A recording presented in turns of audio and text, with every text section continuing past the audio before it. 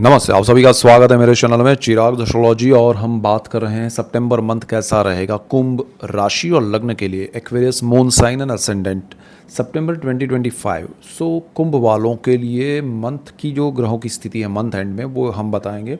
तो राहु वहीं पर है through out the month, Shani वहीं पर है अपनी स्थिति में वक्री वह और सेकेंड हाउस में, और गुरु आपके पंचम भाव में वहीं पर अपनी स्थिति में है, केतु वहीं पर है आपके सप्तम भाव में, लेकिन शुक्र जो है वो कर्क से आपके आ रहे हैं सिंह में। तो शुक्र का ट्रांजिट मिड ऑफ मंथ में हो रहा है और कर्क में शुक्र आपको क्या अच्छा फल देंगे, अच्छा उसका मैंने ऑलरेडी डिटेल वीडियो दिया है, आपको नहीं देखा है आपने तो देख लीजिएगा। यहाँ आपका सूर्य जो है वो 17 सितंबर तक रहेगा राहु के सामने, उसका मैंने अलग से वीडियो दिया है वो भी देखिएगा। सूर्य जो है यहाँ ट्रांजिट करके आ रहे हैं 17 को, और वो राहु के सामने से निकलकर शनि के सामने जाएंगे, तो उसका भी मैंने अलग से आपको वीडियो दिया है, वो भी नहीं देखा है तो आप देख लीजिए।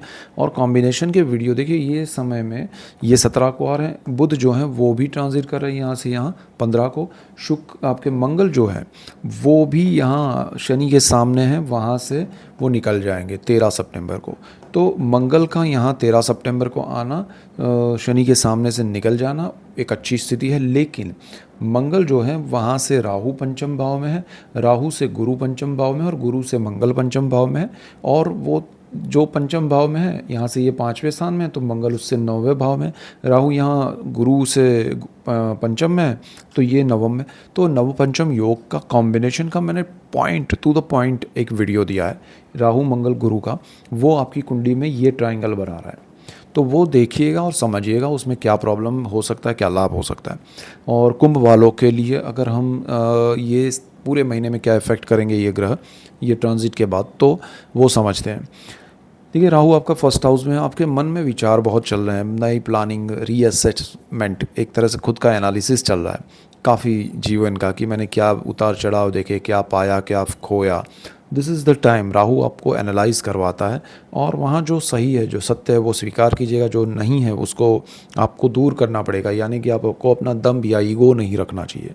तो वो चीज़ें अच्छी होगी सितंबर में, और क्योंकि सितंबर में ये योग बन रहा है गुरु राहु मंगल का, तो ये ज़्यादा इफेक्टिव होगा, मंगल का अग्रेशन उसमें आएगा।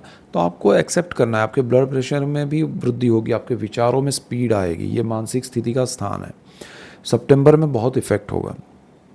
यहाँ पर गुरु जो है अच्छा, ये स्थिति में राहु आपको बदलाव विचारों से देंगे, तो उसको आपको समझना पड़ेगा।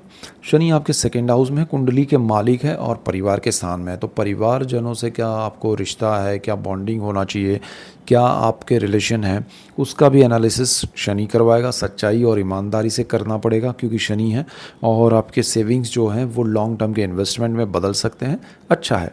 लेकिन आपकी वाणी जो है वो शनि के प्रभाव में आए, गुरु की राशि है इसलिए शुभ वाणी को अगर आप शनि का प्रभाव ये होगा कि आप जो कहना है वो कह देंगे ब्लंटली, लेकिन वो सामने वाले को शायद अच्छा लगे ना लगे, तो वो चीज़ आपको थोड़ा ध्यान रख के चलना है, तो कोई प्रॉब्लम नहीं है।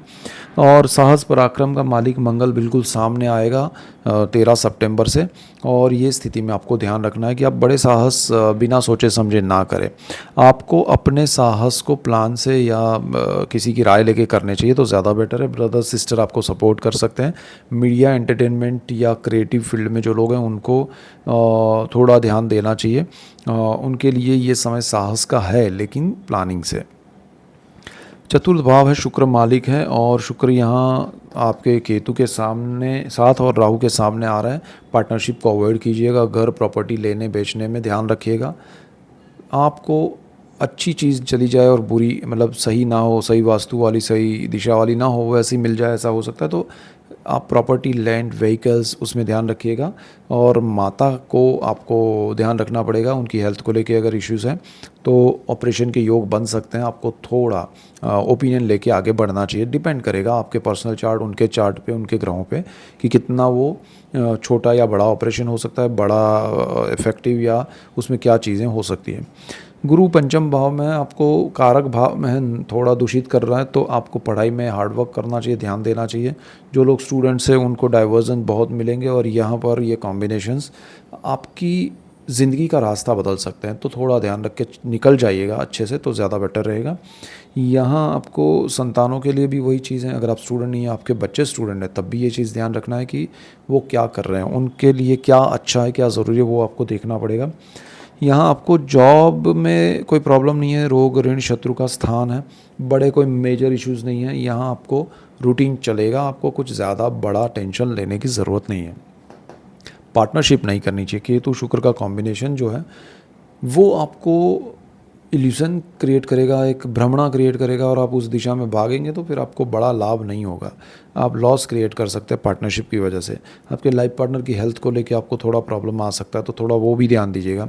लाइफ पार्टनर को लेके कोई उनको पार्टनरशिप में रख के कोई बड़ा प्लान बिजनेस कर रहे हैं ना चाहते हैं तो रुक जाइएगा, उनकी जॉब में आप बदलाव मत करवाइएगा, तो ज़्यादा बेटर रहेगा। सूर्य राहु का भी यहाँ ग्रहण योग होने वाला है सितंबर के मिड तक, 17 सितंबर को, तो सारी चीज़ें ध्यान रखनी पड़ेगी। सूर्य फिर यहाँ आ जाएंगे, बुध भी यहाँ आ रहे हैं मिड ऑफ मंथ से, ये उच्च स्थिति है बुध की, लेकिन पैतृक स्थान है, पितरों के कार्य करना चाहते हैं तो उसमें आप कर पाएंगे और आपको उससे तर्पण से लाभ होगा। तो वो चीज़ें हैं। आपको गुप्त धन, गुप्त विद्याएं, गुप्त रोग, इन सारी चीज़ों में यंत्र मंत्र तंत्र शास्त्र में नहीं पढ़ना चाहिए, आपको उससे कोई बड़ा बेनिफिट नहीं होगा सितंबर में। सितंबर में देखिए सूर्य बुध शुक्र और मंगल ये मिड ऑफ मंथ में ट्रांजिट कर रहे हैं, तो मिड ऑफ मंथ जो है वो बड़े बदलाव लेके आएंगे, बड़े चेंजेस आएंगे, और वो डिपेंड करेगा आपकी दशा पर्सनल चार्ट पे कि वो कितने लंबे अरसे तक होंगे, कितने इफेक्टिव होंगे, कितने स्पीड में होंगे, कितने स्लो होंगे, वो सारी चीज़ें। उसी तरह आपके पर्सनल चार्ट में भी बहुत सारी चीज़ें अच्छी है, लेकिन ट्रांजिट के प्लैनेट्स उसमें क्या इफेक्ट करते हैं वो देखना पड़ता है, अदरवाइज़ वो होना चाहिए लेकिन हो क्यों नहीं रहा है। तो रीज़न यहाँ आपके ट्रांजिट के प्लैनेट्स भी हैं। भाग्य अच्छा है, भाग्य से लाभ है, लेकिन आपको यहाँ पर शुक्र का कॉम्बिनेशन, शुक्र भाग्य का मालिक है, मंगल अच्छा है, भाग्य से मिल जाएगा। आपको चीज़ों के पीछे भागना नहीं चाहिए, जो मिल रहा है उसको आनंद में उसका आनंद लीजिए तो बेटर रहेगा। कर्मस्थान का मालिक भाग्य में आ रहा है, कार्यक्षेत्र से लाभ होगा, पुराने कोई पैसे अटके हुए हैं वो लाभ होगा, कोई पोजीशन आपको नहीं मिल रही है मिल सकती है। गुरु की यहाँ दृष्टि है, सोर्स ऑफ इनकम बना है, बना रहेगा, नहीं है तो आ जाएगा, अच्छा है, उसमें कोई प्रॉब्लम नहीं है, इनकम में वृद्धि भी हो सकती है। 12th हाउस का मालिक अगेन शनि है। शनि यहाँ पर आपको विदेश के मामले में सचेत इतना कर रहा है कि आपको अपने कार्य में ध्यान देना है, आपके डॉक्यूमेंट्स में ध्यान देना है। विदेश में अगर आप जाना चाहते हैं तो भी अच्छा है, रहना चाहते हैं या रहते हैं, जॉब करते हैं, पढ़ाई करते हैं, तब भी अच्छा है। ओनली थिंग इज़ कि आपको अपनी चीज़ों में प्रॉपर होना पड़ेगा, सारी चीज़ें पूरी अपडेट होनी चाहिए, एक्यूरेट होनी चाहिए, और कोई भी चीज़ गलत तरीके से नहीं होनी चाहिए, तो आपको कोई प्रॉब्लम नहीं आएगा। आपके योग बहुत अच्छे हैं। So through out the month आपको कुछ चीज़ों का ध्यान रखना है, कुछ चीज़ों में अच्छा है। सो ओवरऑल आपके लिए ये बेनिफिशियल मंथ है, बदलाव का मंथ है, तो यहाँ ध्यान देना है तो आपको बहुत लाभ होगा। सो ऐसे ही डिटेल वीडियोज़ मैं आपके लिए लेके आ रहा हूँ, इसीलिए आपको मेरा चैनल चिराग एस्ट्रोलॉजी लाइक करना है, शेयर करना है, सब्सक्राइब करना है, बेल आइकन ज़रूर दबाएं ताकि आप सबको लाभ हो, और आप सबको लाभ होगा तो मुझे खुशी होगी। So that's it for today, keep watching Chirag astrology. Thank you for watching, God bless you and good bye, thank you.